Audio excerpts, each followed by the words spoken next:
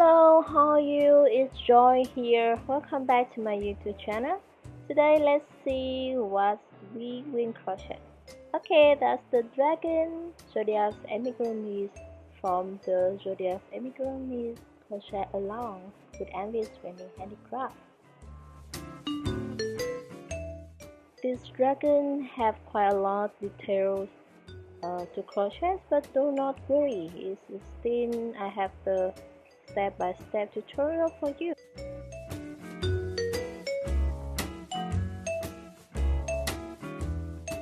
You can find the premium PDF pattern inside the VIP Zodiac's membership program. That's one of the levels inside my Crochet Heart membership program that allows you to have one PDF pattern and exclusive printable for all the Zodiac's animal every month in 2021. Only one payment and enjoy a lot of bonuses. Thus, for member, you can find the description, the link to the membership. Explore and enjoy. I'm waiting you there inside my heart. If you like my videos, please subscribe to my channels and turn on the bell for further updates.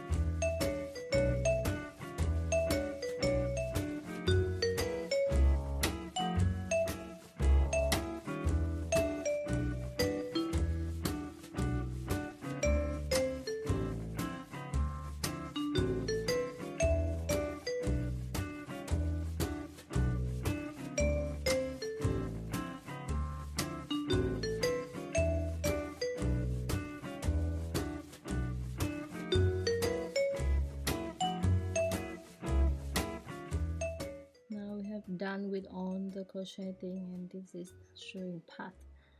It's quite hard for the dragon because there are a lot of species to show.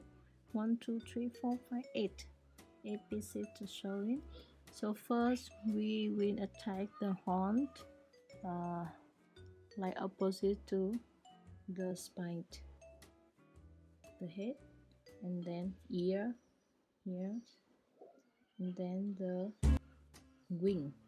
wings from rows is 12, 11, 12, 13, 14, 15, from 11 to 15, and the arms or legs, whatever you call, from the row 11 to 13 as usual.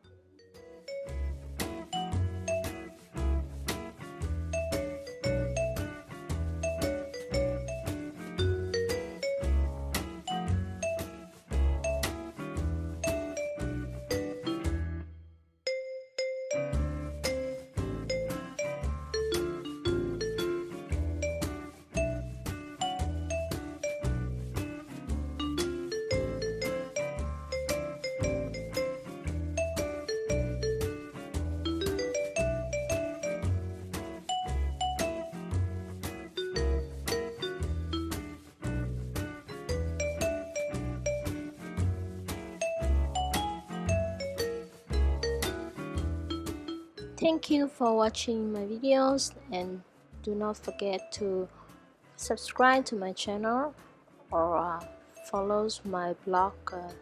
That's where you can support me to make more videos about amigurumi.